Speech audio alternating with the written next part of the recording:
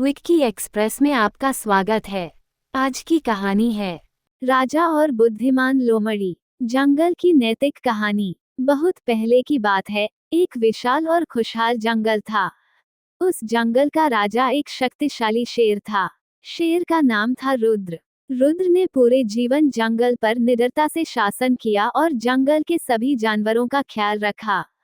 परंतु जैसे जैसे वो बुजुर्ग होने लगे, उन्हें अपनी गद्दी के लिए किसी सक्षम उत्तराधिकारी की जरूरत महसूस होने लगी। एक दिन रुद्र ने घोषणा की कि वो जंगल के नए राजा के लिए एक प्रतियोगिता आयोजित करेगा।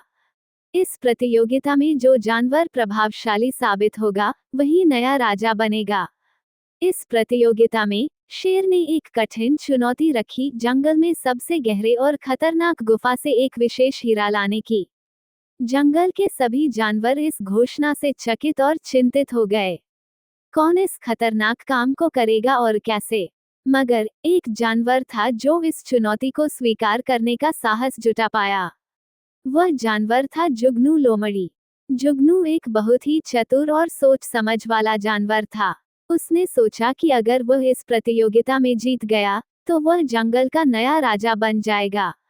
इसलिए उसने अपना अद्वितीय योजना बनाई और गुफा की ओर बढ़ चला।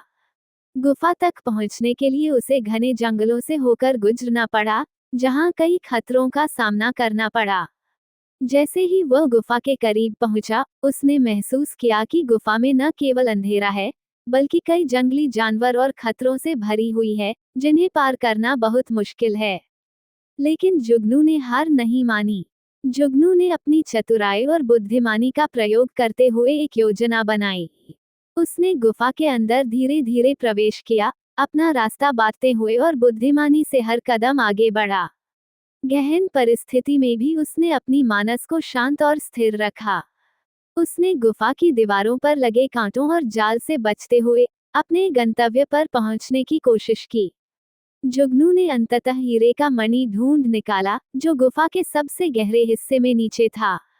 उसने उस मणि को सुरक्षित और ध्यानपूर्वक उठाया और सोचा कि अब उसे कैसे वापस लाया जाए।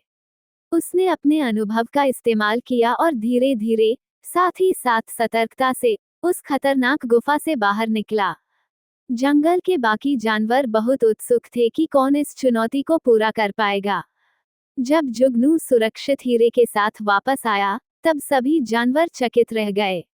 शेर रुद्र ने जुगनू की हथियार उठाकर उसकी साहस और बुद्धिमानी की भूरी भूरी प्रशंसा की और उसे जंगल का नया राजा घोषित किया।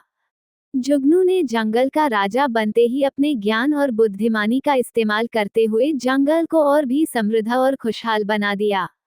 उसने हमेशा सत्य और न्याय का पालन किया और बच्चों को भी सिखाया कि कैसे बुद्धिमानी से चुनौतियों का सामना किया जा सकता है। इस कहानी से बच्चों को यह नैतिक शिक्षा मिलती है कि कभी भी मुश्किल समय में हार मानने की बजाय धैर्य और चतुराई से काम लेना चाहिए। यह एक श्रेष्ठ बेस्ट मॉरल स्टोरीज का उदाहरण है, जो बच्चों को सच्चाई और चतुराई का महत्व समझाती है। सुनने के लिए धन्यवाद।